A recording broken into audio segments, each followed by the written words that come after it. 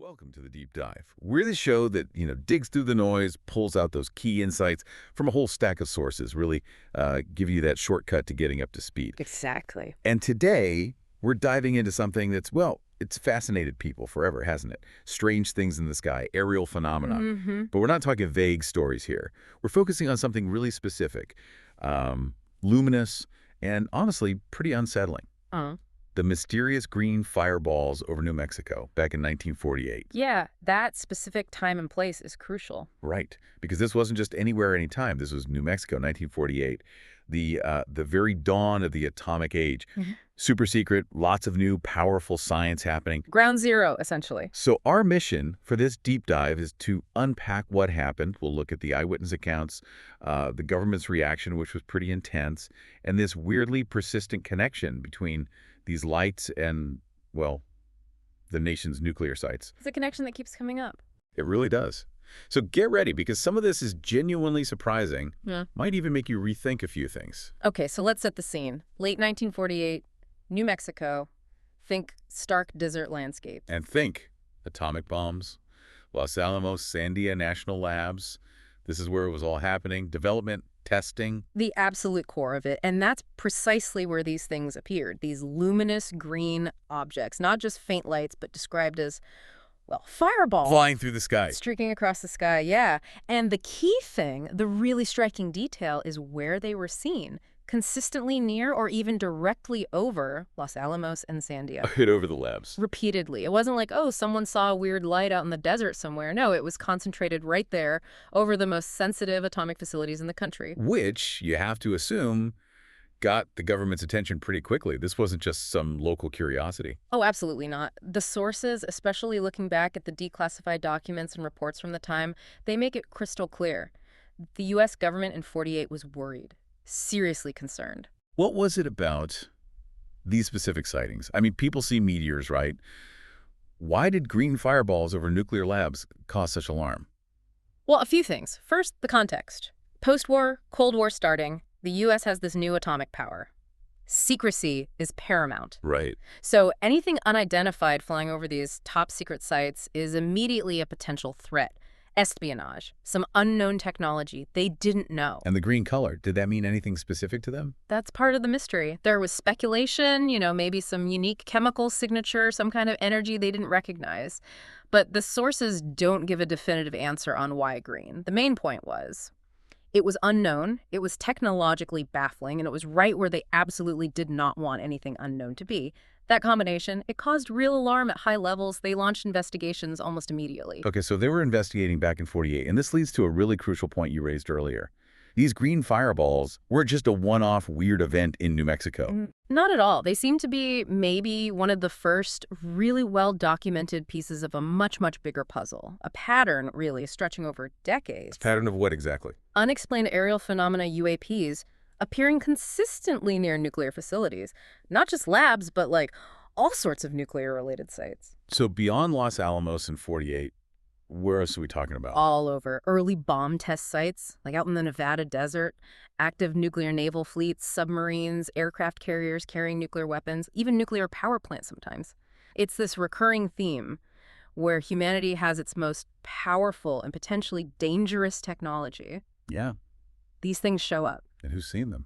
Because that matters, right? Is it just random people? That's what makes it so compelling. The reports often come from really credible witnesses. We're talking high-ranking military officers, intelligence personnel. People with security clearances? Top security clearances, highly trained pilots, radar operators, missile launch officers, people whose job it is to observe accurately and report precisely. Their accounts carry a lot of weight.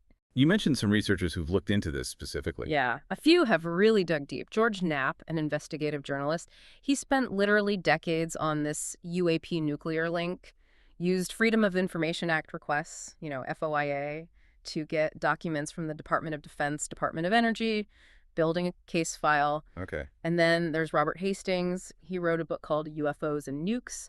He tracked down and interviewed over 160 veterans, people who were there at nuclear sites and saw strange things. things they often couldn't talk about for years. Wow, 160. That's a lot of first-hand accounts. It is. And it's not just journalists or researchers from the outside. Lou Elizondo. The guy who ran the Pentagon's UAP program, ATIP. That's him.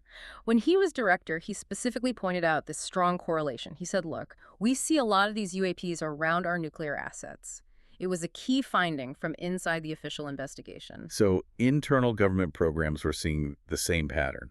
Seems so. And Knapp even found something wild interviewing workers from the Nevada test site back in the day. He said UFO activity was so common, they actually assigned people just to monitor it. Wait, part of their job description was UFO watching at a nuclear test site.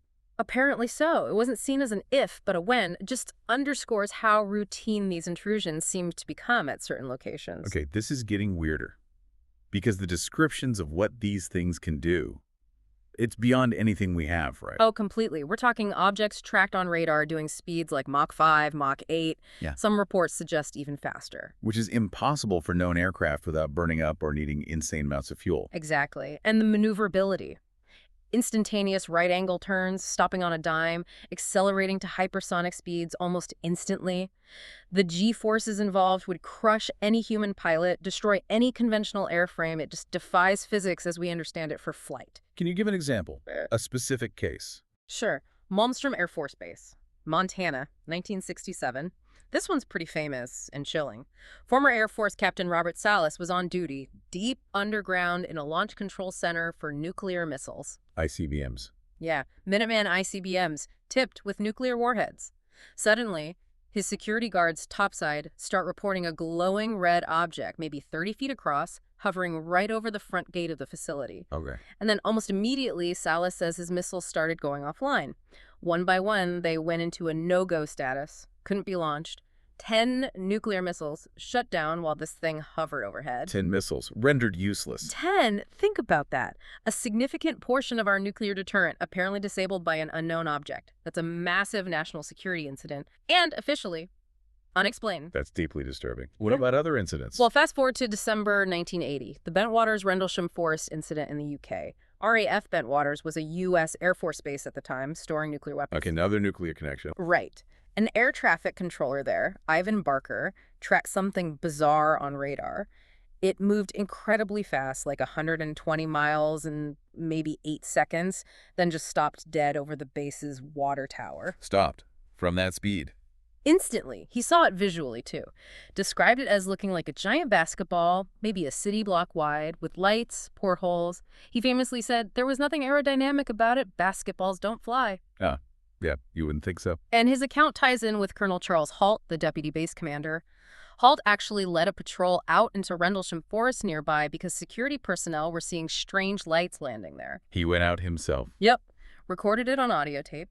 Described seeing a bright red light maneuvering through the trees, definitely under intelligent control.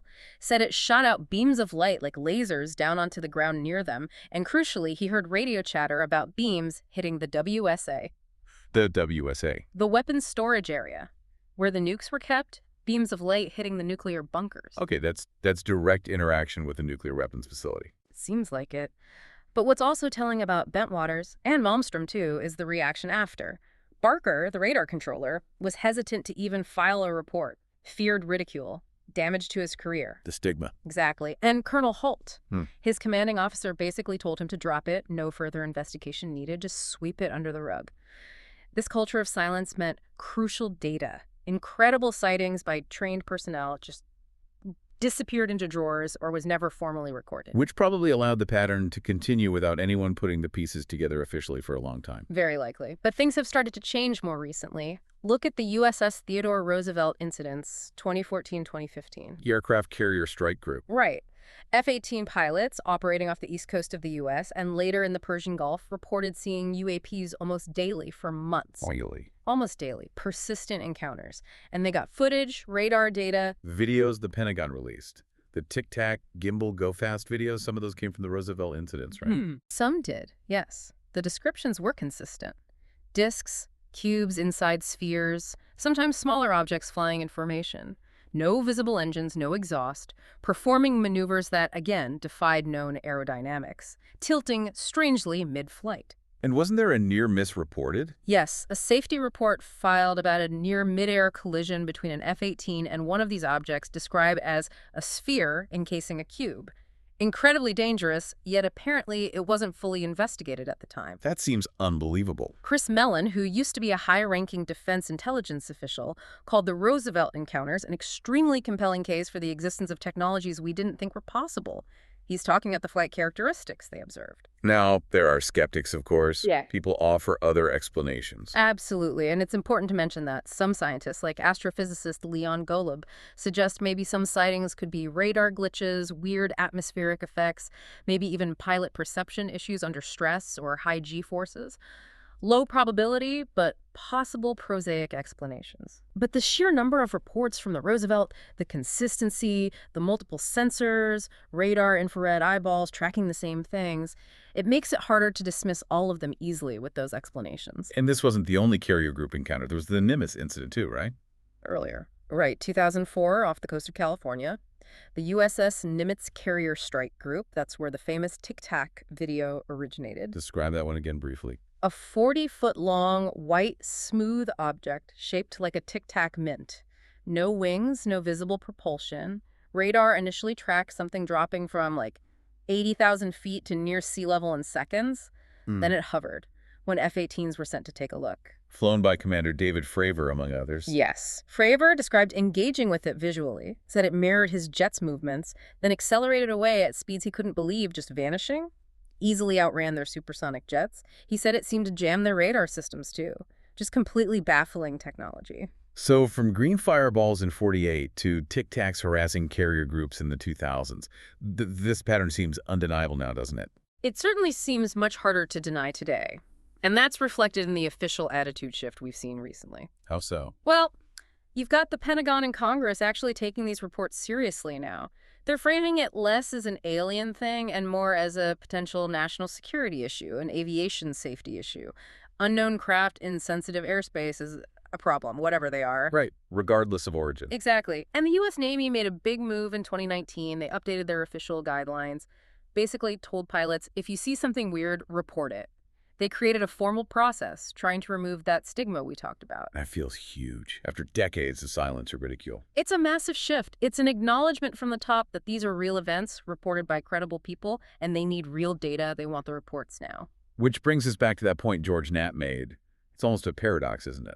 It really is. His point was, look, if these military personnel pilots, missile officers, radar techs, the ones reporting UAPs near nuclear weapons, if you dismiss them as crazy or unreliable, then they shouldn't be in charge of nuclear weapons in the first place. Precisely. You can't have it both ways. You can't say they're credible enough to guard the nukes, but not credible enough to report what they see flying over them.